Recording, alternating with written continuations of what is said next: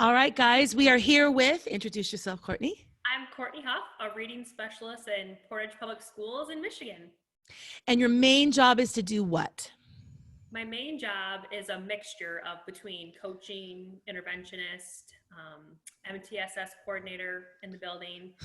So we have kind of Everything. morphed. Yes, we've morphed over time. So we were solely interventionists for quite a while, and then found the need to support Tier 1 core instruction, and that Yeah, was kind of where we started exploring coaching.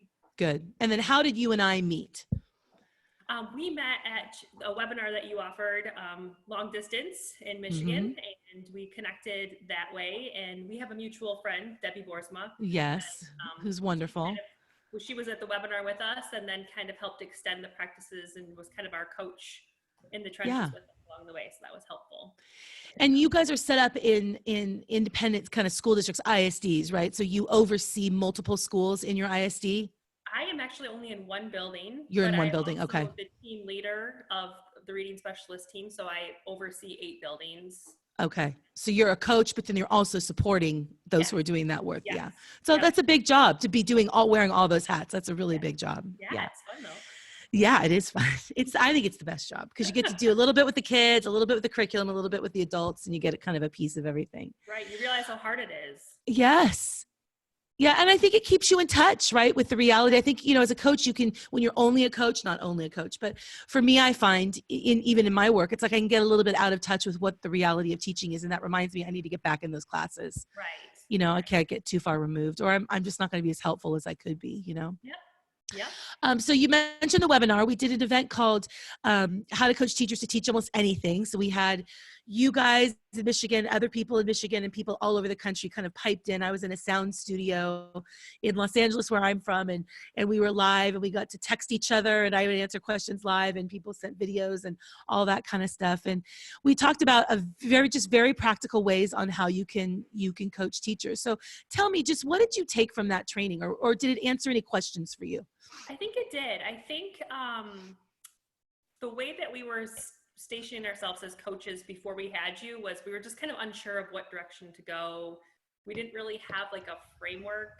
And after spending time with you and getting it was 3 steps, super simple. It gave us a framework. It gave us an entry point to talking to teachers.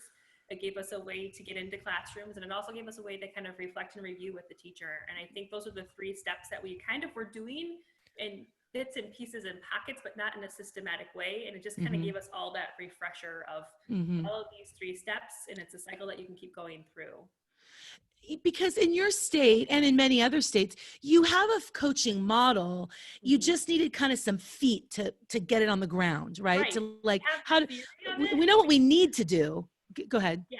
It's like we wanted to like, what does it look like in the trenches? Like, what does that actually look like? And you gave us the words, the sentence starters, the phrases that we were able to take and morph into what it is that we were going to coach. Yeah, I find that we get that feedback a lot, and I'm so thankful for that. My goal is never that, you do the Jill Jackson way of coaching. My goal is that you coach. And a lot of times what's missing is just that last layer that seems like a small layer, but ends up being the most important layer, which is how do I practically go in and start a conversation with a teacher that's crabby? Or how do I go in and start a conversation with a teacher who has way more experience than I do? Or, those very practical things that get in the way of coaching, because we're human, right? We're human beings, and we want to be good, and we don't want to mess it up, and we don't want to feel evaluative and all the things that we worry about. Yep. Talk about being in the room. So it's kind of like now this is going to be what we do with distance learning, which is wild. Not even a year later, 7, 8 months later. What was it like experiencing professional development in that way as a participant in the room? It was good. You had enough of like, you would talk to us, and then you'd have us turn and talk and engage. You had the support of the ISD kind of running around, kind of a host, and like they were like checking in on us almost, and like being able to build that connection piece. Having the ability to text you, ask you questions, send you selfies. Yeah, that was fun. To actually know everybody's out there. Yeah, it made it engaging, and we left feeling like we had tools in our tool belt, and we built a connection with you even though you were across the country. Yeah, we were just reviewing some of the feedback from that event and the others that we've done prior, and it's amazing the feedback that is kind of constant is I got more of my questions answered because I could just text them to you and then you would answer them. It wasn't like I had to raise my hand or I felt insecure or whatever. I had to wait for timing in the room. The other feedback that we have gotten a lot is, every group is different. So a lot of times another site across the country would ask a question that we hadn't even thought of. And it was like, oh, that's a really good question. We hadn't thought of that, but we got that insight. And so that's what we're hoping to do through these events, is just pull everybody together to be like, hey, we're in this together. And we're better together when we do this together, in this way. Yeah. But we never want the distance learning to be a barrier. We never want it to be like, well, she'd been in the room and it had been 10 times better. So we're trying to get better and better at how do we connect you all with us, and we have tricks up our sleeve for this next one as well. Oh, good. Yeah. No, I thought it was, we were able to stay engaged, but we were vested as well. Like, we knew that we were going to be launching into coaching.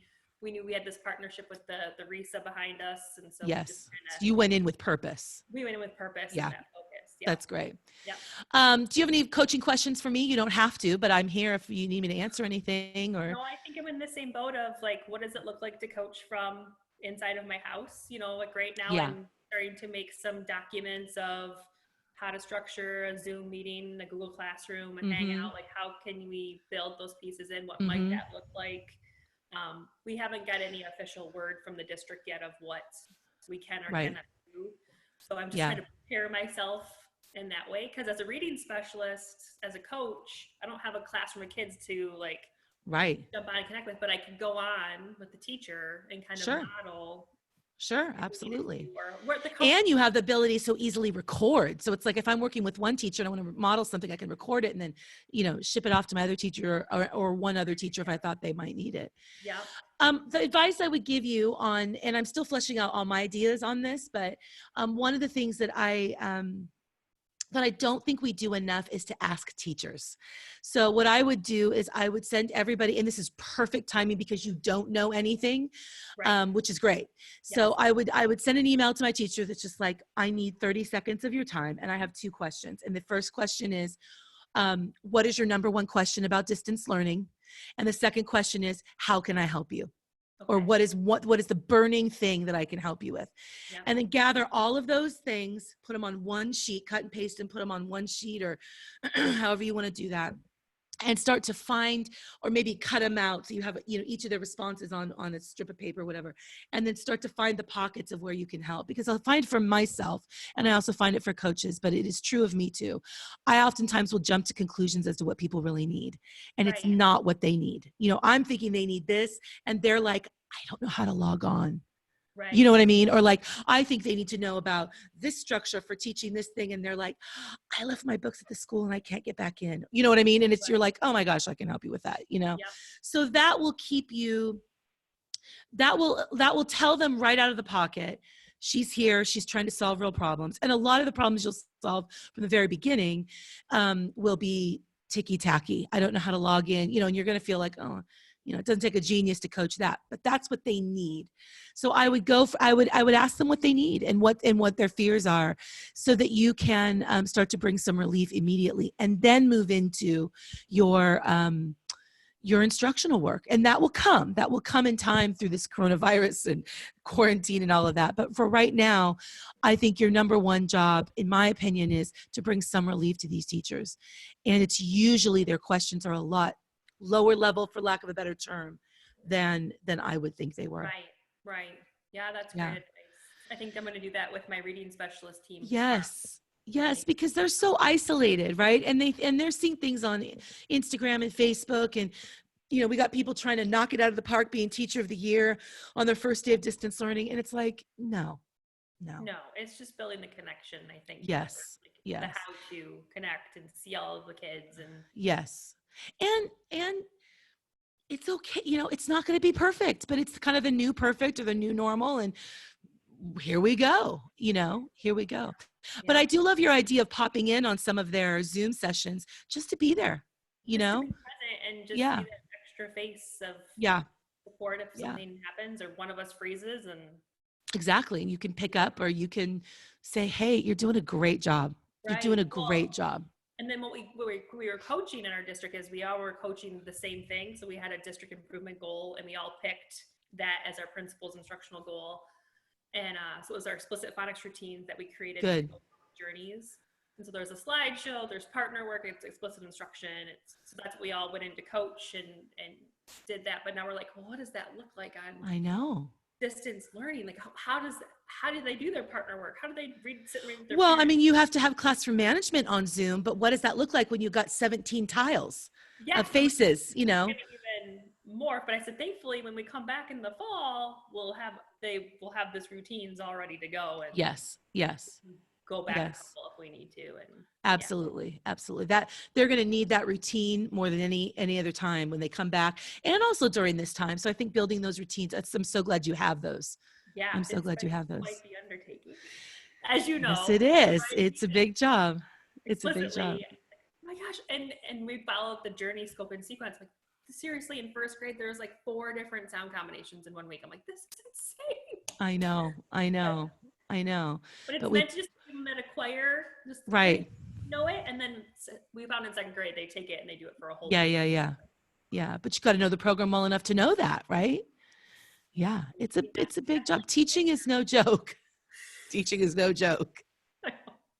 Like, okay, now I need to write this for like all the core programs. I know, but we press on. That's what we do. That's what we do as teachers, is we just, or educators, is we just press on. So, Yeah. Yeah. Courtney, thank you. Thank you Yeah, so much. Thank you for hanging in there and serving your people so well. And thank you for being enthusiastic about coaching. I think it's really, really important. It is the thing that moves the needle on professional development. It is the most powerful form of professional development. And I think we can't forget that, how important that role is. So thank you for being so committed and willing to share your story and kind of yeah, share where you are. We're doing these interviews with coaches, and it's such a weird time because we're doing them all as we're under quarantine and safe at home orders and all of that kind of stuff. And but yeah. it's kind of fun because it provides a challenge for us to work through. And Yeah, well, I was able to cycle through I have 4 first grade teachers, and I cycled through at least 4 or 5 different rounds, we called them, and I very just good. kept going through, and they're all at such different focus Yes. areas, such different, and that Yeah. was really fun. And then what I Good. found was your framework gave me the questions to ask that Good. kind of got at what should our next focus be? Because Mm-hmm. sometimes I go through a debrief and I'm like, I don't know. know. Yeah. And Yeah. then through our debrief questions that you gave us, Mm-hmm. the reflection tools, that kind of gave us, oh, let's focus on this part Yeah. next. And then It should lead to your next answer. So what am I going to coach? It leads you right there. Yeah, and it was okay not to know that going into the debrief. Right. Being exactly like I think, but I'm not sure, or Sure. I have no idea. And then just by asking questions, That's right. You gave us those tools, so I am very appreciative of that. Good. Thank you. That's so nice. I appreciate the that. tabs in your book. Oh, I know. I still use that book nearly daily. yes. You know, it's just easy to find stuff, and here we go. Yeah. Yes, So I'm glad you made it find that very useful. hands-on and easy to access. So Good. That's good. That's the highest compliment. So thank you so much. Good. Well, you and your family stay healthy and sane. I've now added sane to my greeting to everybody. Are you staying healthy and sane? Yeah. And watching my grays. oh my gosh. Well, why do you think I look like a fool like this? I mean, I know. And nails, and I know. We're like doing patchwork hair, and yeah, it's just, we're going to be real humbled by the end of it. We're going to look back on this and be like, we made it. We made it. And guess what? It wasn't really about our hair to begin with. Nope. Even though we thought it may be about our nails, but I don't know. All right. You have a good day. Love and safety and all that good stuff to your family and for you. Good luck. Keep in touch if you need anything. Okay. I will. Yeah. All right. Okay.